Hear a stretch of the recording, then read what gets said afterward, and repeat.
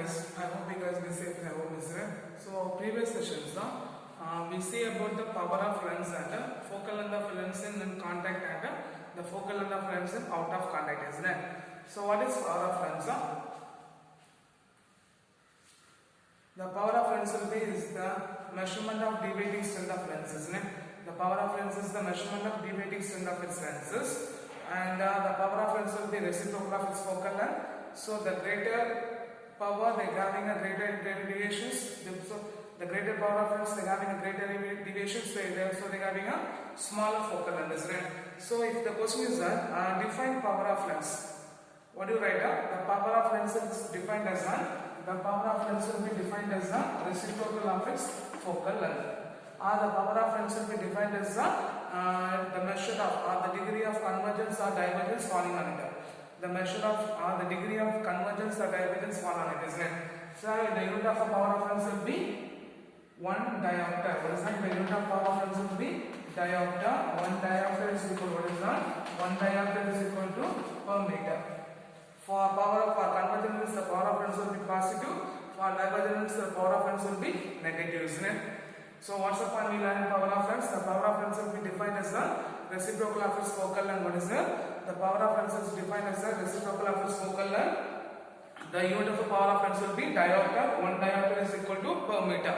And most important, the power of lens will be positive for convergent lens and the power of lens will be negative for divergent lens. And also we learned that also another definitions are there. Also definitions are the power of lens is the degree of convergence or divergence the light will be fallen at.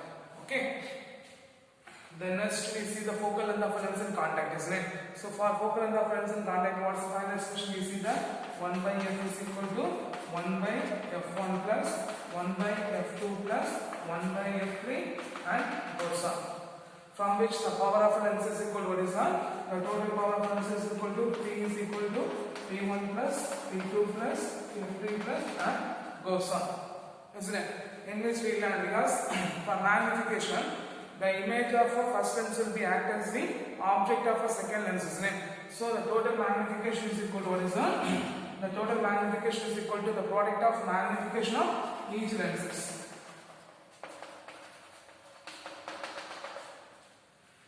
What is that? The total magnification is equal to the product of magnification of each lenses. This will be seen is in the focal length of a lens in contact, isn't it? Then we see the focal length of lens in out of contact, isn't it?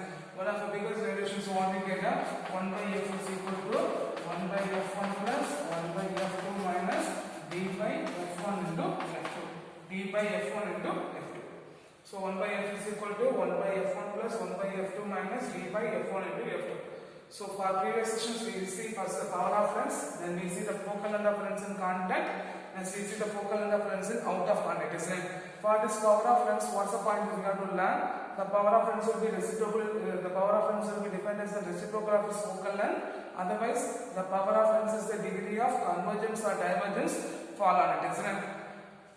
And the unit of power of lens will be diopter. The power of lens will be positive for the converging lens and the power of lens will be negative for the diverging lens. The next we see the focal length of lens in contact. For focal length of lens in contact, what we say? 1 by f is equal to 1 by f1 plus 1 by f2 plus 1 by f3 and goes on, and which the power of lens is equal to P is equal to P1 plus P2 plus P3 and go on, and also the magnification of lens is equal to M1 into M2 into M3 into and goes on.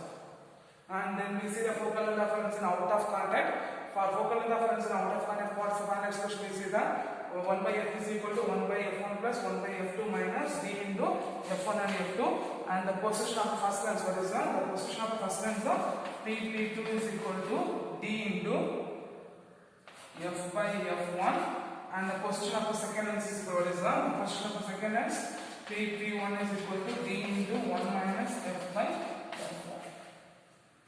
Okay, the position of the second lens and the position of the first lens also we learn. Then for today's session, we are going to see about the prism. Prism, angle of deviation, then angle of minimum deviation and refractive index of a material of prism. Okay.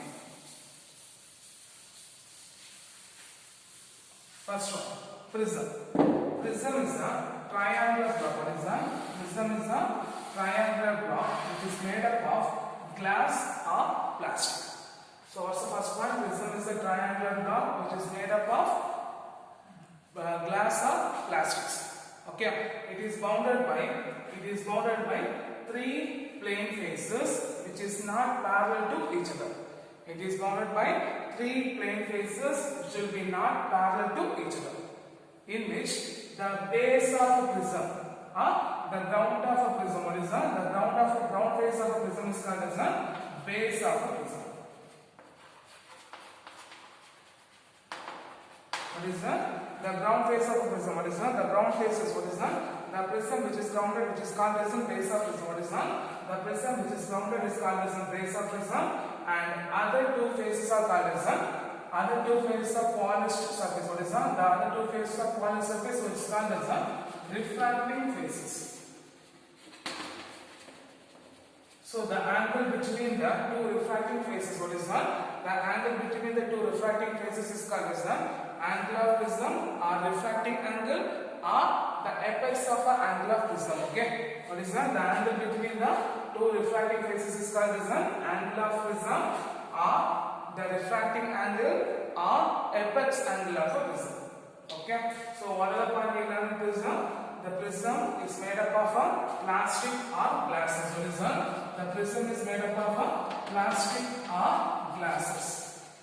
Okay, it having a three plane faces. What is that? It having a three plane faces which is not parallel to each other. The base of the prism which is grounded is called as what is that? The prism which is grounded is called as the base of a prism, and the other two faces are polished surface which is called as the refracting faces. So the angle between the two refracting faces is called what is that? The angle between the two refracting faces is called as the angle of prism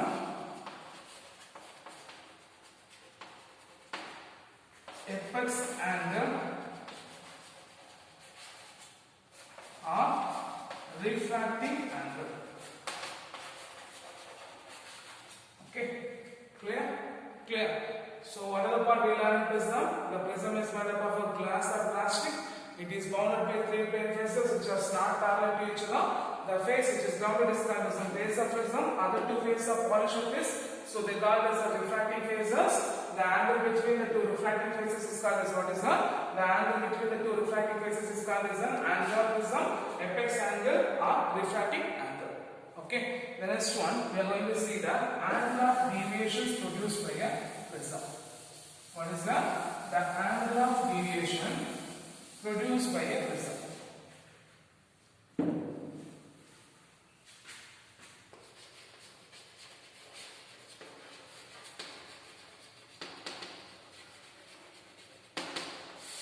The angle of deviation produced by a prism.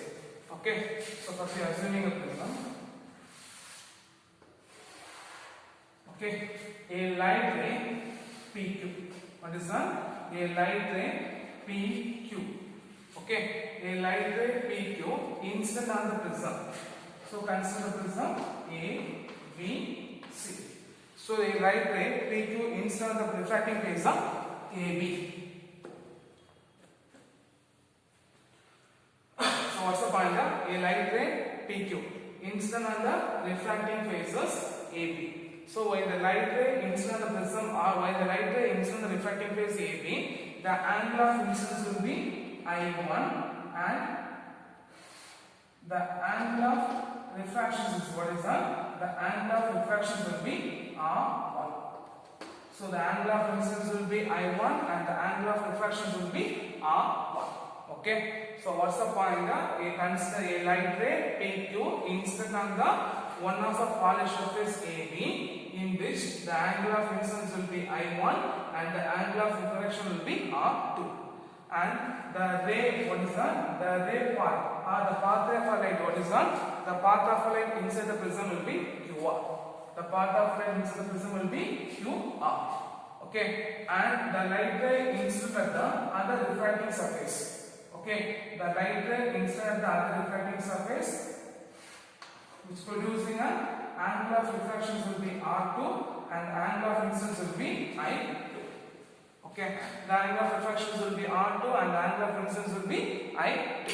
Okay, in which the ray RS is considered as an emergence rays and the ray PQ is considered as an incident ray. Okay, so first you draw the diagram PQ RS. So the light ray, what is that? The light ray PQ incident on the one of the refracting faces AB. So when the light ray will be inside the refracting surface, the angle of incidence and the angle of refraction will be I1 and I2. Then the path of a light inside the prism will be QR.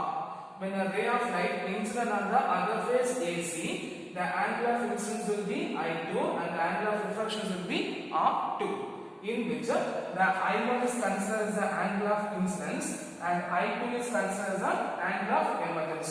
So RS is considered as the emergent ray. RS is considered as the emergent ray. So the angle between the PQ and RS. What is the angle between the incident ray and the emergent ray is called as the angle of deviation. What is the angle between the incident ray and the emergent ray is called as the angle of deviation. Okay, now the normal which is drawn at the point, what is the normal which is drawn at the point of Q and R, which meet at the point of N, and the difference, what is the refracted ray will be the incident ray which meet at the point which is producing N. So the normal drawn at the point of incidence which is meet at the point of N, and the normal which is drawn at the point which is producing a point N. So this will be considered as an R1 and this will be R2. Okay, clear? So whatever point we considering a prism ABC, the light ray PQ incident on the surface, what is the light ray, always just once again I come to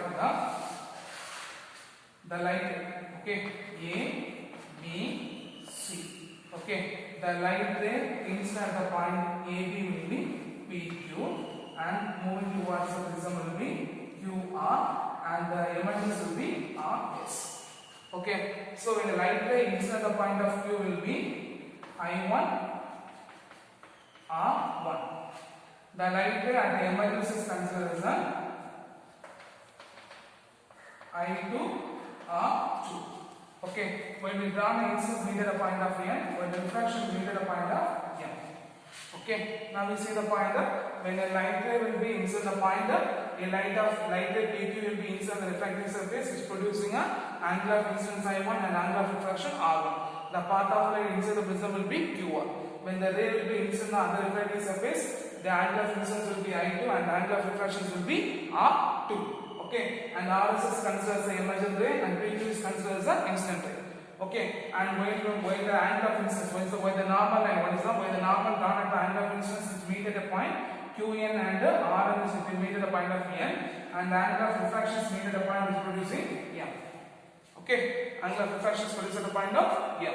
Okay, in which the PQ is considered as an incident ray and RS is called as an emergence ray. So the angle of incidence, angle of incident ray and the emergent ray is called as the angle of deviation. So the angle of incident ray and the angle of emergent ray is called as an angle of minimum deviation. Okay, in which first case PQ. What is that?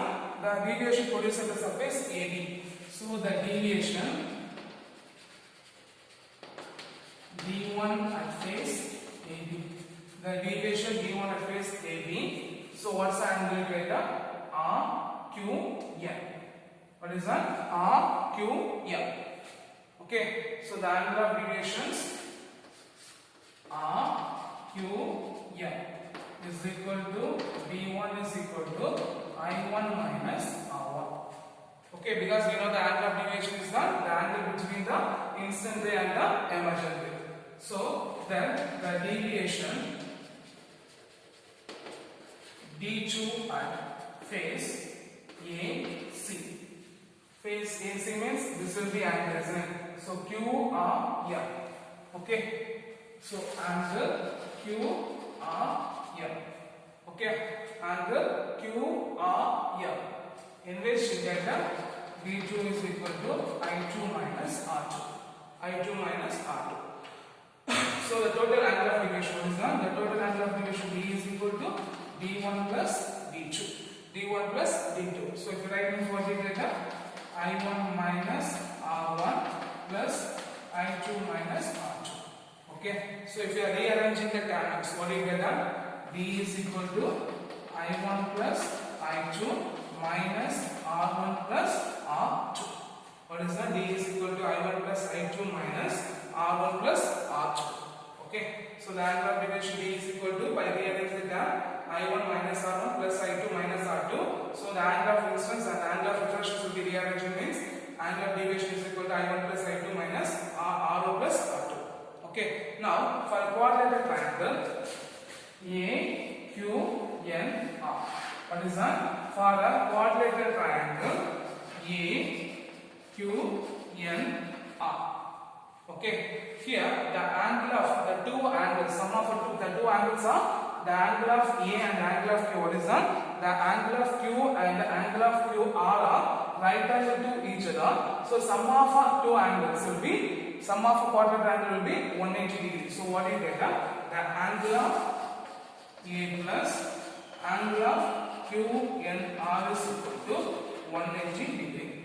So for a quadrilateral triangle, what is that? For a quadrilateral triangle A, Q, N, R, in which angle Q and angle R will be right angle because they are 90 degree. So sum of angle A plus angle Q and R is equal to 180 degree. Okay, sum of a quadrilateral angle will be 180 degree. Then for angle Q N R, for an angle Q N R.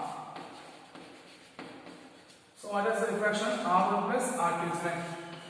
So R1 plus R2 plus angle QNR is equal to 180 degree. So this will be considered equation number 1. This will be 2. This will be 3. So once we are assuming two triangles, one is the quadrilateral triangle. For a quadrilateral triangle, the angle Q and R are right angles to each other. So sum of angle A plus Q and R is equal to 180 degree. Then for an angle of Q and R, in which the angle of refraction R1 plus R2 plus Q and R is equal to 180 degree. So comparing equation number 2 and 1. Sorry, 2 and 3. In which 2 and 3 means A in the place of R1 plus 2, Q and R 180 degree. So the angle of A is equal to the angle of A is equal to R1 plus R2. The angle of A is equal to R1 plus R2. So if you substitute in equation number 1 means, if you substitute in equation number 1 means what we get, the angle of deviation is equal to I1 plus I2 minus the angle of deviation is D is equal to what is that? For an angle of deviation D is equal to I1 plus I2 minus A. Okay, clear? So the angle of deviation depends on what is that? The angle of deviation depends upon the angle of incidence and angle of emergence and the angle of a prism. Okay, what is that? The angle of incidence depends upon the angle of incidence will be depends on angle of incidence, angle of emergence and angle of prism. Okay, for a given angle of prism, the angle of incidence, what is that? The angle of incidence will be depends upon the, for a given angle of incidence, the angle of prism is depends upon the refractive index of a material. Okay, what is that? For a given angle of incidence, the angle of prism will be depends upon the refractive index of a material. So what are the factors the angle of prism is depends on? Or the angle of deviation is depends upon? What is that? The angle of deviation is depends on angle of incidence, angle of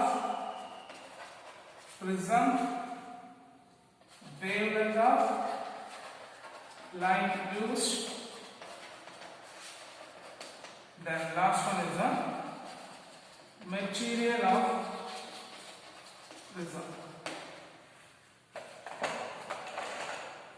So what's the point? Is that the angle of incidence depends upon what is that? The angle of incidence depends on what is that? The angle of deviation. What is that? The angle of deviation depends upon the angle of incidence, angle of refractions, and the angle of refractive index of a material. Okay, or the angle of incidence, angle of prism, and also the angle of refractions. Okay, so for a given angle of incidence, the angle of prism will depends upon the refractive index of material.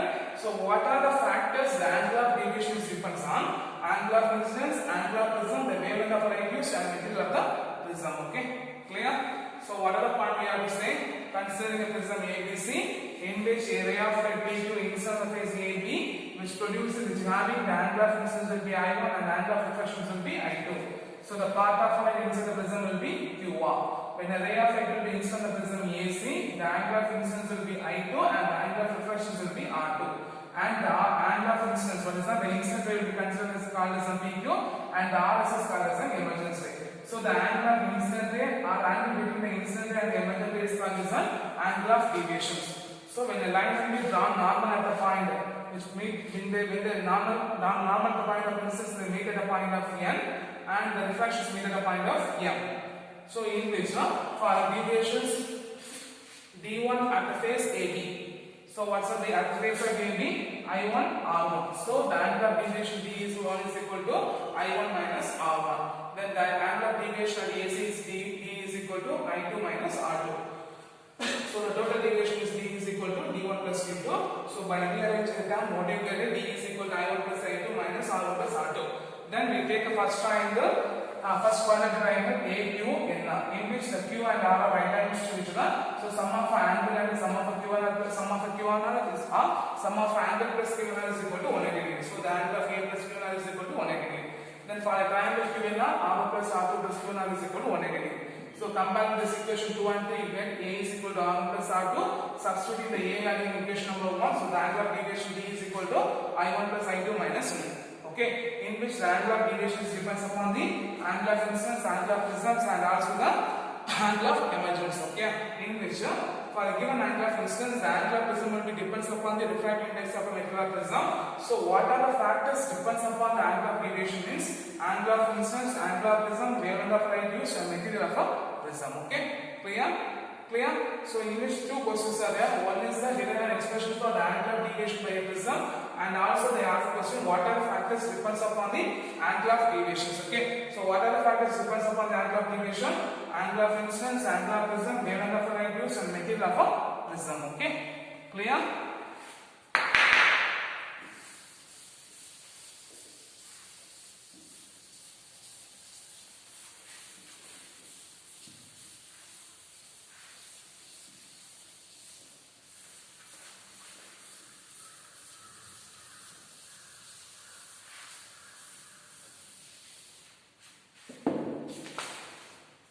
The next one is the angle of minimum deviation. Okay.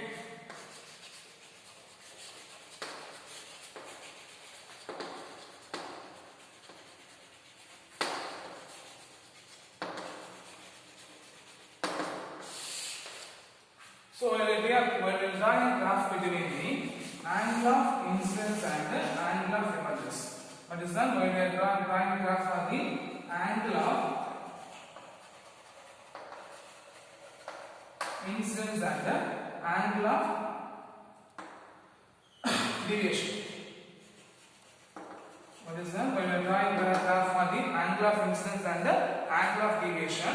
So while observing the graph, the angle of deviation will be decreases by increasing the angle of incidence.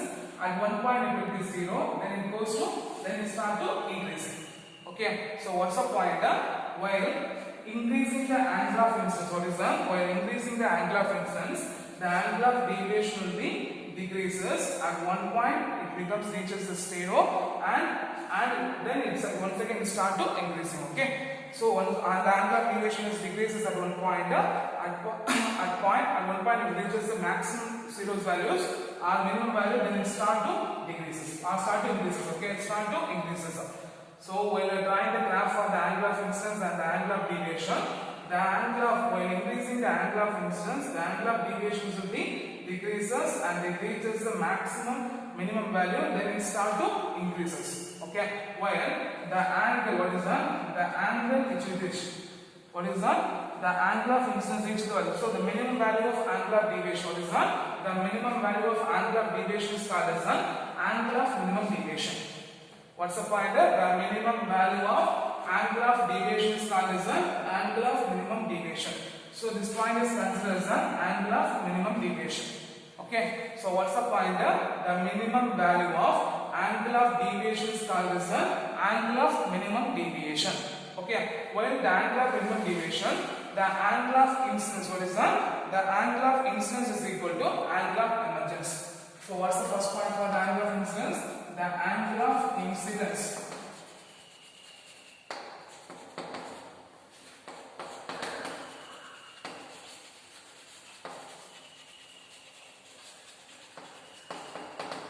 So what's the first point?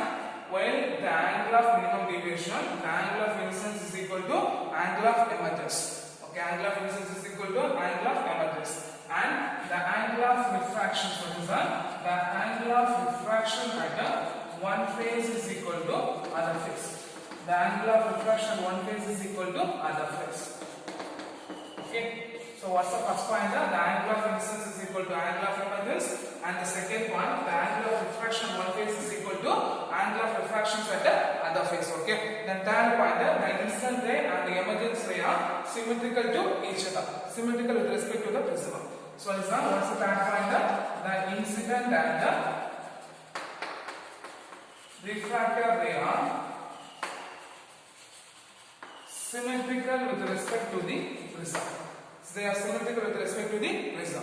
Okay. And fourth point, the refractor ray inside the prism. What is that? The refractor ray inside the prism are parallel to the base of the prism. So the refractor ray inside the prism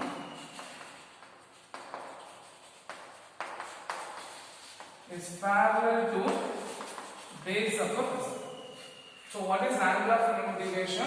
While we are drawing a graph for angle of incidence and the angle of deviation, while increasing the angle of incidence, the angle of deviation will be decreases and reaches the minimum value, then it starts to increases. So the minimum value, okay, the angle at which the minimum angle of deviation is called as the angle of minimum deviation. So the angle at which the minimum value of angle of deviation is called as the angle of minimum deviation. So while the angle of minimum deviation, they are having 4 points. What's the 4 characteristics? The angle of incidence is equal to the angle of emergence, and angle of refraction, the refracting angle of refraction one phase is equal to the other phase. At that point, the incident ray and the refracted rays are symmetrical with respect to the prism, and fourth, the refracted inside the prism will be parallel to the prism. So while the angle of minimum deviation, what is that? While the angle of minimum deviation, what are the conditions? I1 is equal to I2 and R1 is equal to R2. Okay, from this we are going to find the refractive index of material of prism. Okay, we are going to find the refractive index of material of prism.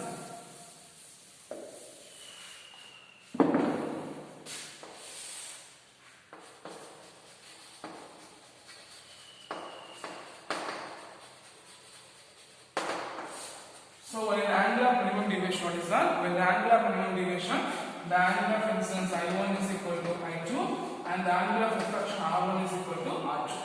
So what's the formula for the angle of incidence? A is equal to R1 plus R2, isn't it? A is equal to R1 plus R2. We know R1 is equal to R2, isn't it? R1 is equal to R2, isn't it? So here we take as R1 is equal to R2 is equal to R, I1 is equal to I2 is equal to I. Okay, R1 is equal to R2 is equal to R, I1 is equal to I2 is equal to I. So if you substitute, what do you get? A is equal to R plus R, so A is equal to 2R. From this, R is equal to A by 2. Okay, A is equal to R1 plus R2, A is equal to, so we take it as I1 is equal to I2 is equal to I, R1 is equal to R2 is equal to R. So what do you get? A is equal to R1 plus R2, A is equal to R plus R, so A is equal to 2R, R is equal to A by 2. Okay, then the angle of minimum deviation, what is that? The angle of minimum deviation, what do you get? D is equal to I1 plus I2 minus, okay, D is equal to I1 plus I2 minus A, isn't it? I1 plus I2 minus A, we know that I1 plus I2 is equal to I, isn't it? So if you substitute means what do you get? D is equal to I plus I minus A. So the D is equal to 2I minus A. From this, 2I is equal to D plus I is equal to D plus A divided by 2. Okay, clear? So the angle of deviation D is equal to I1 plus I2 minus A. So D is equal to I plus I minus A, 2I minus A. From this 2I is equal to D plus A, I is equal to D plus A by 2. So what's the formula for Snell's law? N is equal to sin I by sin R, isn't it? n is equal to sin I by sin r. So we find the value of I and r. So the refractive index of a material of prism n is equal to sin I value a plus b by 2 and sin r value sin a by 2. This is the formula for which is used to the refractive index of material of a prism.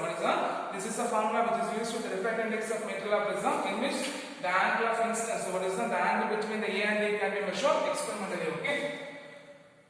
So first we see the angle of prism, then we see the angle of minimum deviation and the angle of deviation. Then second we see the angle of minimum deviation. Then we see the angle of prism. Okay. So while the angle of minimum deviation, what are the characteristics we have? The angle of incidence is equal to angle of refraction. The angle of refraction one face is equal to other face. The incident ray and the refracted ray are symmetrical with respect to the prism. And fourth one, the refracted ray and the prism will be parallel to the base of prism, isn't it? From which we are going to find the refractive index of material of prism. While the refractive index of material of prism, I1, I2 is equal to I, R1, R2 is equal to R. From this we find the value R is equal to A by 2, I is equal to B plus A by 2. So we substitute the Snell's law, N is equal to sin I by sin R. So we find the refractive index of material of prism, N is equal to sin A plus B by 2 by sin A by 2. Okay, clear? So today's sessions, what are the questions we learn is, first we learn what is prism. Okay, first we learn what is prism, the next we see the angle of deviation. Well, the question they ask for 5 mark question is the angle of deviation and angle of minimum deviation. Okay, so the angle of deviation, first derivation you have to write, then the angle of minimum deviation you have to write this derivations. Okay, so what are the questions is that? What is prism? Explain the angle of deviation produced by the prism. What is angle of minimum deviation? Then what are the characteristics of angle of minimum deviation? And explain the refractive index of material of prism. Okay. So I hope you should understand these sessions and you should be learned very clearly, and this will be one of the important 5 mark question. After Lens-Maker's formula, this will be one of the important 5 mark question. Angle of deviation and minimum deviation produced by the prism. Okay, clear? And what are the factors produced by the angle of prism? That also one of the important 3 mark questions. Okay, so you should be learned very clearly. Okay, thank you.